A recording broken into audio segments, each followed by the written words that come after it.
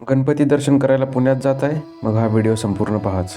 गणपती दर्शन करण्यासाठी कसं जायचं आणि योग्य वेळ काय आहे याबद्दल थोडक्यात सांगतो. गणपतीच्या काळात पुण्यात अत्यंत गर्दी असते. विशेषतः रात्रीच्या वेळी तर प्रचंड गर्दी असते.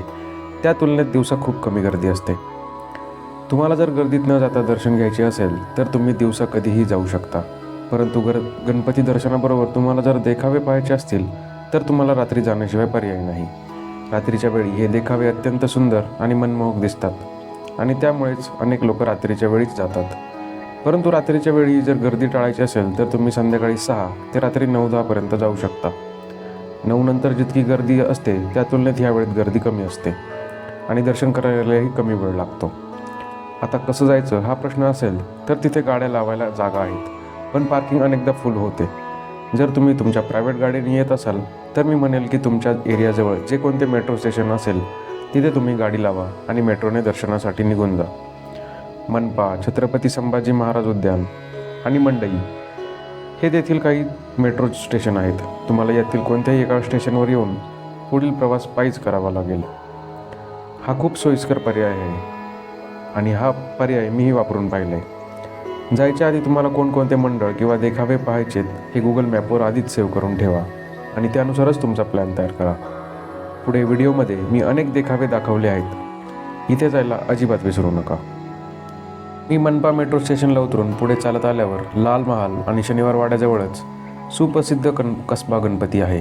पुण्याची ग्रामदेवता तसेच पुण्यातील पहिला मानाचा गणपती म्हणून कसबा गणपतीची ओळख आहे. कसबा पेठ ही पुण्याची प्राचीन वस्ती आहे. येथूनच पुढे पुणे शहर पसरत गेले. कर्नाटकातून आलेल्या ठकार कुटुंबाने कसबा गणपतीची स्थापना केली. शहाजीराजे भोसले यांनी 1636 साली पुण्यात लाल महाल बांधला. तेव्हा जिजाबाईंनी या गणपतीच्या मूर्तीच्या स्थापनेसाठी मंदिर बांधले होते. या मंदिराला जयंती गणपती मंदिर असेही म्हणतात, कारण छत्रपती शिवाजी महाराज आपल्या प्रत्येक स्वारीपूर्वी याच गणपतीचे दर्शन घेत असत. पुण्यातील 5 मानाच्या गणपतीपैकी हाच पहिला मानाचा गणपती म्हणून प्रसिद्ध आहे. त्यानंतर इथून अगदी थोड्याच अंतरावर असणाऱ्या प्रसिद्ध श्रीमंत भाऊसाहेब रंगारी गणपतीचे दर्शन घ्यायला आलो. 18व्या शतकाच्या उत्तरार्धात भारत मातेच्या स्वातंत्र्याचे स्वप्न उराशी बाळगून इंग्रजांशी 2 हात करण्यासाठी एक व्यक्तिमत्व पुण्यात कार्यरत होते. ते म्हणजे श्रीमंत भाऊसाहेब रंगारी. भाऊसाहेब लक्ष्मण जावळे हे त्यांचे संपूर्ण नाव. ते राजवैद्य होते. राहत्या घरी त्यांचा धर्मार्थ दवाखाना होता. देशभरातून त्यांच्याकडे रुग्ण येत होते. त्यांचा राहता वाडा म्हणजे शनिवार वाड्याचा मागचा भाग.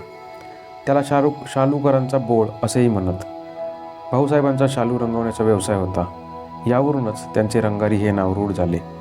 भाऊसाहेबांच्या मनात ब्रिटिश साम्राज्याविरोधात कारवायांसंदर्भात विचार सुरू होता. यातूनच गणेशोत्सवाचा विचार पक्का झाला. त्यांनी आपल्या वाड्यात साथीदारांसोबत बैठक बोलावली आणि गणेशोत्सव साजरा करण्यासाठी निर्णय घेण्यात आला. गणेशोत्सवाच्या माध्यमातून इंग्रज राजवटीविरुद्ध चळवळच उभारली गेली होती. श्रीमंत भाऊसाहेब रंगारी यांनी 1892 सार्वजनिक गणेशोत्सवाची स्थापना करून आपल्या क्रांतिकारी चळवळीला गणेशोत्सवाच्या माध्यमातून दिशा देण्याचे राष्ट्रकार्य केले. राक्षसावर प्रहार करून त्याला यमसदनी पाठवणाऱ्या गणेशाची ही मूर्ती अतिशय वेगळेपण जपणारी असून लाकूड आणि भुसा वापरून ही मूर्ती तयार केली गेली आहे. स्थापनेपासून आजपर्यंत ही मूर्ती बदलण्यात आलेली नाही. पुण्यातील मानाचा दुसरा गणपती म्हणून तांबडी जोगेश्वरी गणपती ओळखला जातो. 1883 साली भाऊ बेंद्रे यांनी या गणेश मंडळाची स्थापना केली. तांबडी जोगेश्वरी ही देवी पुण्याची ग्रामदेवता मानली जाते. तिच्या परिसरातील हा गणपती बाप्पा असल्याने त्या देवीच्या नावाने ओळखले जाते. शारदीय नवरात्र उत्सव काळात तांबडे जोगेश्वरीच्या देवीच्या दर्शनाला भाविक येतात. ही देवी आणि येथील गणपती ही दोन्ही देवते भाविकांची श्रद्धास्थाने आहेत.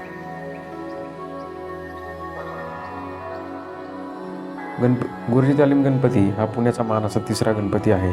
पुणे शहराच्या इतिहासात हिंदू आणि मुस्लिम ऐक्यासाठी प्रोत्साहन देणारा हा गणपती असल्याने याला मानाचे 3रे स्थान देण्यात आले आहे. कुस्तीच्या आखाड्यातील सदस्यांनी सुरू केलेला हा गणेशोत्सव आहे. लोकमान्य टिळक यांनी सार्वजनिक गणेशोत्सव सुरू करण्यापूर्वीचा हा गणपती आहे असे मानले जाते. 1887 साली भिखू शिंदे, शेख कासम वल्लाद, नानासाहेब खाजगीवाले यांनी हा उत्सव सुरू केला.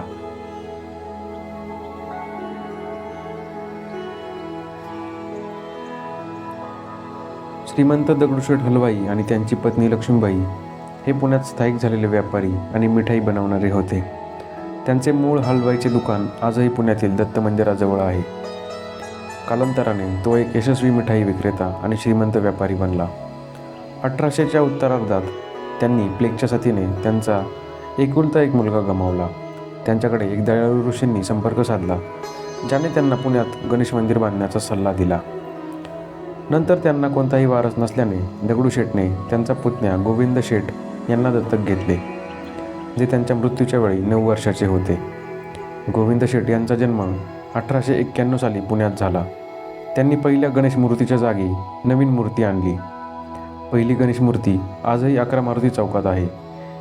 पुण्यातील लक्ष्मी रोडला लक्ष्मीबाई दगडूशेठ हलवाई यांचे नाव देण्यात आले आहे. 1943 मध्ये गोविंद शेठ यांचे निधन झाले. त्यांचा मुलगा दत्तात्रय गोविंद शेठ हलवाई 1926 मध्ये त्यांचा जन्म झाला.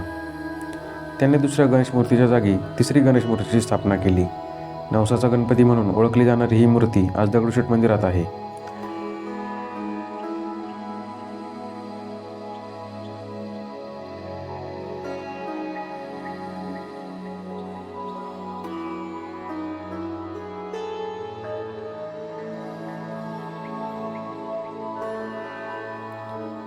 पुण्यातील मानाचा चौथा गणपती असलेला तुळशीबाग गणपती भव्य आणि आकर्षक मूर्तीसाठी प्रसिद्ध आहेच. तसेच कल्पक आणि भव्य देखाव्यासाठीही हे मंडळ ओळखले जाते. तुळशीबाग गणपती मंडळाची स्थापना 1901 मध्ये करण्यात आली. या मंडळाच्या स्थापनेत दातार कॉन्ट्रॅक्टर, कावरे आईस्क्रीमवाले, सदाशिवराव तथा बुवा पवार, आबा खटावकर, बोलबा वाळके, बडोपंत डोळे, हरिभाऊ शेटे, वनारसे, दिवेकर, खटावकर यांचा सहभाग होता. चांदीच्या आभूषणांनी सजलेली 13 फूट उंचीची ही गणेश मूर्ती अतिशय मनोवेधक आहे. पुण्याची ओळख असलेल्या तुळशीबागेतल्या मोक्याच्या आणि वर्दळीच्या भागात हा गणपती बसतो. खटावकर यांनी 1975 साली फायबर ग्लास वापरून गणेशाची कायमस्वरूपी मूर्ती तयार केली. त्यामुळे प्रथम फायबरच्या गणेश मूर्तीची स्थापना करण्याचा मान तुळशीबाग सार्वजनिक गणेशोत्सव मंडळाला जातो. त्यावेळी अजिंठा वेरूळच्या लेण्यांचा भव्य देखावा केला होता. त्यातूनच तुळशीबाग गणेशोत्सवाची भव्य देखाव्यांची परंपरा सुरू झाली. यावर्षी ह्या मंडळाने ओडिशा राज्यातील पुरी येथील श्री जगन्नाथ मंदिराचा देखावा साकारला आहे. जनतेने एकत्र यावे या भावनेतून लोकमान्य टिळकांनी सार्वजनिक गणेशोत्सवाची सुरुवात केली. आता गणेशोत्सव महाराष्ट्रातील एक सांस्कृतिक सोहळाच बनला आहे. पुणे शहर तर या आपल्या भव्य दिव्य उत्सवासाठी प्रसिद्ध आहे. पुण्यातील गणेशोत्सवातील मानाच्या गणपतींपैकी केसरीवाड्यातील गणपती हा मानाचा 5वा गणपती आहे. केसरी सार्वजनिक गणेशोत्सव मंडळाच्या माध्यमातून केसरीवाड्यात 1894 सालापासून सार्वजनिक गणेशोत्सवाला सुरुवात झाली. लोकमान्य टिळक त्यावेळी विंचुरकर वाड्यात राहत होते. त्यानंतर 1905 पासून केसरीवाड्यात केसरी संस्थेचा उत्सव होऊ लागला. लोकमान्य टिळकांची व्याख्याने तेथे होत असत. केसरीवाड्यातील गणपतीची मिरवणूक आजही पालखीतून काढण्याची परंपरा जपली गेली आहे. केसरीवाडा गणपतीची मूर्ती कायमस्वरूपी चांदीची असून त्यांची स्थापना 10 वर्षापूर्वी करण्यात आली.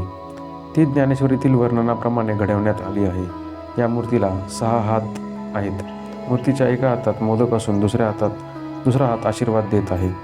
अन्य हातांपैकी एक हातात परशु, पाशांकुश, एका हातात चंद्र आणि एका हातात हस्तिदंत आहे. हे सर्व गणपती पुण्याचे प्रमुख गणपती मानले जातातच, परंतु यांसारखेच अनेक प्रमुख मंडळं आहेत ज्यांचे भव्य देखावे आणि मिरवणुकीसाठी प्रसिद्ध आहे. चला बघूया. आणि व्हिडिओ आवडला असेल तर लाईक आणि सबस्क्राईब करायला विसरू नका.